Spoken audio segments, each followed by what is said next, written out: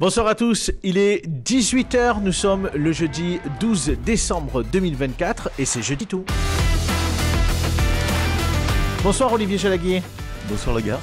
Merci Olivier Jalaguier d'être avec nous comme chaque jeudi dans cette émission. C'est la dernière de l'année de Jeudi Tout, mais on revient bien évidemment en 2025. On sera là le jeudi 30 janvier 2025. Mais pour l'heure, comme chaque semaine, on va aborder 3 sujets dans l'actualité. On y va Olivier ? Débattons. Allez, le premier sujet que vous avez choisi, Olivier, vous vouliez nous parler de la souveraineté. Vous l'avez présenté sous le principe de cette souveraineté qui est une aspiration oubliée qui refait surface.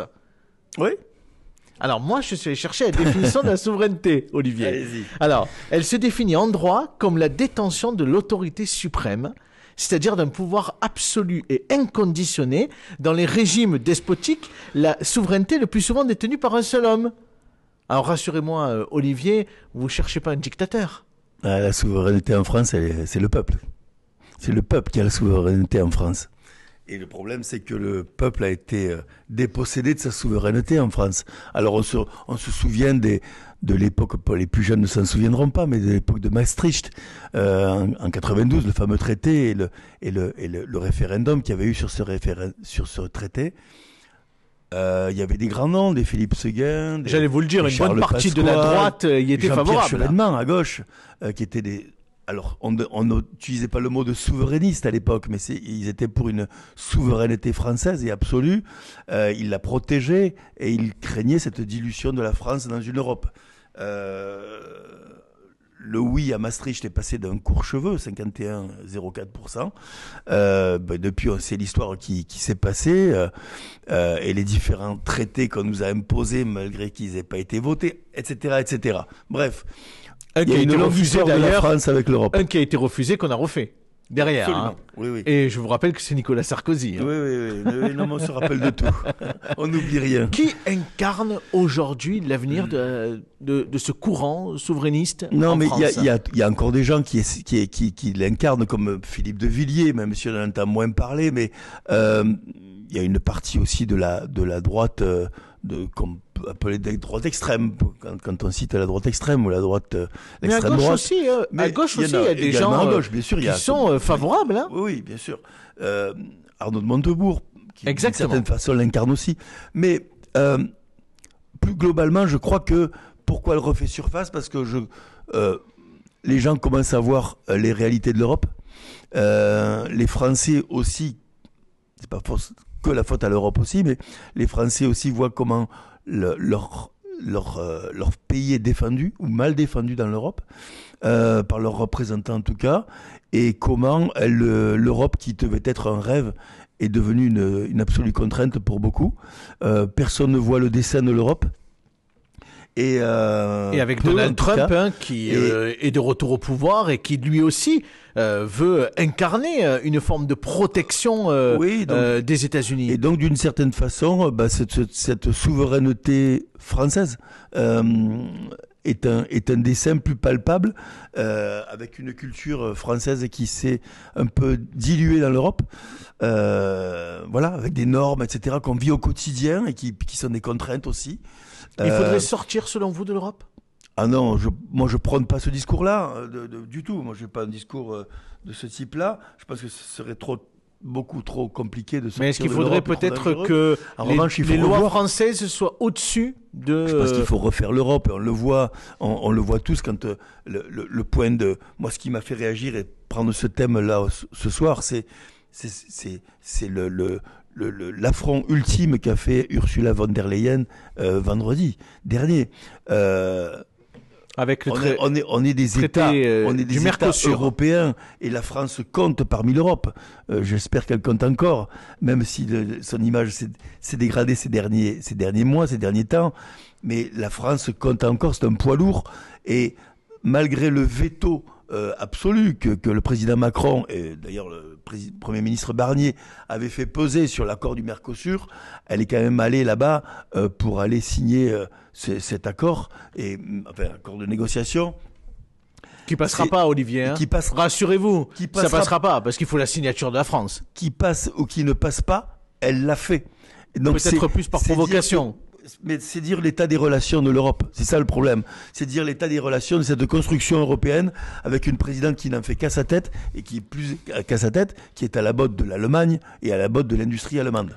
On parle du deuxième sujet de ce soir. On revient en local à Nîmes, puisque vous veniez nous parler du futur conservatoire de Nîmes. C'est un peu une arlésienne ce sujet, parce que on a vu qu'il a mis beaucoup de temps à revenir dans l'actualité. Alors ça y est, c'est fait. La ville de Nîmes a choisi l'architecte Rudy Ricciotti, amoureux du Sud, défenseur des libertés. On donne quelques éléments quand même sur ce conservatoire, si vous voulez bien, Olivier. Il a un rayonnement départemental, place des Carmes, c'est là où il sera situé. C'est toutes les disciplines, parce qu'on l'appelle conservatoire de musique, mais il y a aussi de la danse, il y a aussi du théâtre à l'intérieur qui sera du coup appliqué. Et puis, un mot enfin sur les travaux de rénovation, ça sera d'ici 2029, c'est pas pour demain. Qu'est-ce que vous voulez nous dire sur le conservatoire de musique ?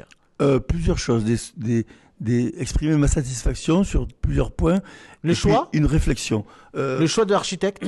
Alors, ma satisfaction, c'est d'abord un gros investissement public. Et par les temps qui courent et avec tout ce qu'on a pu entendre sur les restrictions budgétaires sur les collectivités territoriales, il est bon de savoir qu'il y a un investissement de 30 millions d'euros qui va permettre à des entreprises du bâtiment de pouvoir tourner. Par les temps qui courent, c'est pas rien et c'est heureux pour un avenir à moyen terme. Ça suffira pas, mais c'est déjà beaucoup. Donc c'est content que nos collectivités investissent encore ce champ-là. Deuxième satisfaction sous forme de soulagement, j'étais jeune élève du conservatoire à 5 ans et demi et je prenais le solfège et le violon et j'ai déjà vécu la vétusté à l'époque du conservatoire. Oui. Donc j'imagine que pour les parents, depuis des générations qui se sont succédées, c'est un véritable soulagement pour tous de savoir qu'ils vont enfin travailler dans des conditions acceptables. Et puis après, satisfaction c'est une satisfaction sur la forme d'espoir parce que ce conservatoire positionné là dans ce segment de l'écusson. Est-ce que c'est une bonne idée ? Est-ce que c'est une bonne idée ? Parce que Franck Proust, par exemple, avait plutôt envie de le mettre à côté de la SMAC Paloma. C'est un choix politique. C'est un choix politique. Nous, dans notre think tank, nous l'avions positionné à l'opposé de la Paloma, justement, sur la fameuse future ligne maintenant qui est en fonctionnement T2. On le positionnait à Pissevin. Vous voyez, là où on est en train de basculer la bibliothèque de Marie Bernard.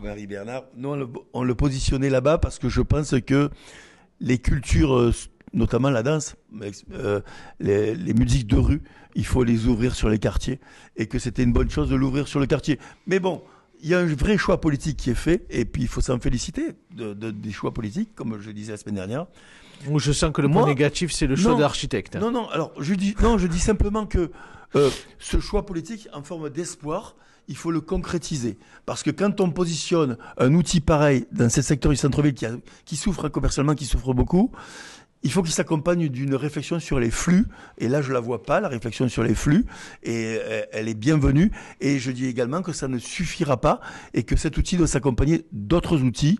Nous, on avait ouvert la réflexion de l'hôtel de ville, de l'excentrer, de le positionner là où est l'armée, à réfléchir encore parce que il faut faire bouger ce quartier pour rééquilibrer les flux en centre-ville et que commercialement ça puisse fonctionner demain. On parlera pas d'architecte ? Si, on peut parler de l'architecte.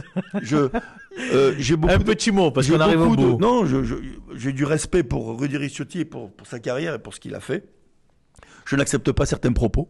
Quand ce que je lis dans la presse est peu acceptable, on ne joue pas avec l'argent des contribuables, on ne dit pas si je me rate, je ne mettrai plus un pied à Nîmes. Il n'y a aucune raison de se rater, puisque c'est une commande. Je rappelle que Rudy Ricciotti, comme tous les architectes, ne sont pas des artistes, mais des architectes. Et donc, ils produisent un projet, ce projet est accepté, et on leur demande de le réaliser. Donc, il n'y a pas de notion de qu'est-ce qui va bien pouvoir se passer. On n'attend rien de lui, aucune improvisation surtout. La façade, elle existe et Dieu nous en garde, il ne va pas la toucher. Il va faire la coupole. Il va faire de l'aménagement intérieur. Et de la coupole. Il va faire de l'aménagement et qui s'en tienne à l'aménagement intérieur. S'il avait dû partir de Nîmes en réalisant de mauvaises choses, il serait déjà parti.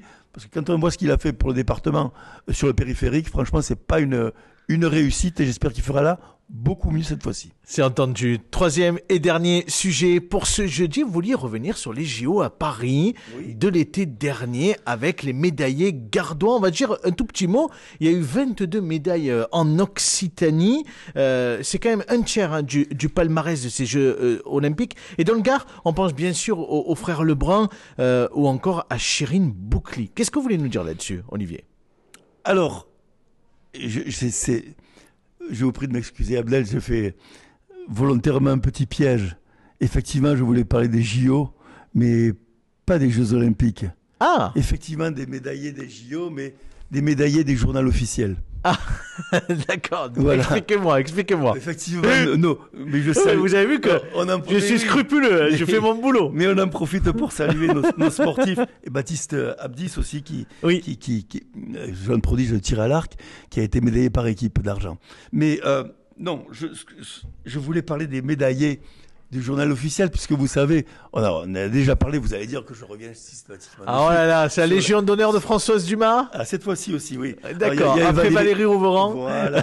Donc, cette fois-ci, qu'est-ce que vous voulez dire sur Françoise Dumas qui est médaillée, donc on avait vu ça passer ça cet été dans le journal officiel, qui allait être médaillée par le ministre des Armées. Sa collègue Valérie Rouveran, elle, médaillée par l'ancien Premier ministre. Là, c'est le général Lecointre qui lui a remis la Légion d'honneur. C'est très très bien. Enfin, moi, de la même façon que vous êtes allé voir la définition de la souveraineté, moi je suis allé voir la définition comment obtenir la Légion d'honneur et le titre de chevalier. Eh bien, il faut 20 ans de faits d'armes. De faits exceptionnels. Donc, je les cherche. Je ne les ai pas encore trouvés, mais on va sûrement m'écrire pour me dire tout le bien qu'il fallait pour donner cette médaille à François Dumas. Je pense que globalement, les Français ont bien compris que c'était du grand n'importe quoi, ces remises de médailles.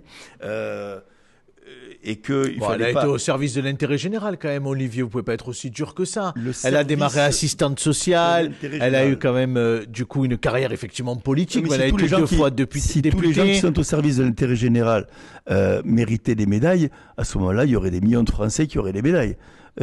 Pourquoi pas d'ailleurs? Oui, mais pourquoi pas? Mais après, il faut un peu raison garder. Moi, je pense que tout de même, de la même façon qu'on a un travail de mémoire et se remémorer les grandes dates, le 11 novembre, pour se dire qu'il ne faut pas oublier, de la même façon, et je veux bien endosser ce rôle-là, je veux bien être de ceux qui rappellent que ces médailles-là, on ne peut pas les distribuer n'importe comment parce qu'elles honorent la République et que les accepter comme ça de façon légère, c'est déshonorer la République. Et moi, vous savez, la reconnaissance, elle ne s'affiche pas sur le revers d'une veste ou d'un tailleur Chanel. La reconnaissance, elle s'affiche sur le sourire de ses interlocuteurs quand ils vous respectent. Et je crois que c'est la seule reconnaissance qui vaille. Ça va, on l'a entendu. Merci Olivier, une nouvelle fois pour votre franc-parler, pour cette capacité effectivement à échanger sur les différents sujets. Il nous reste l'heure de nous souhaiter de joyeuses fêtes. Oui, juste une petite parenthèse pour vous dire que le Conservatoire de Nîmes va enseigner la danse et la musique.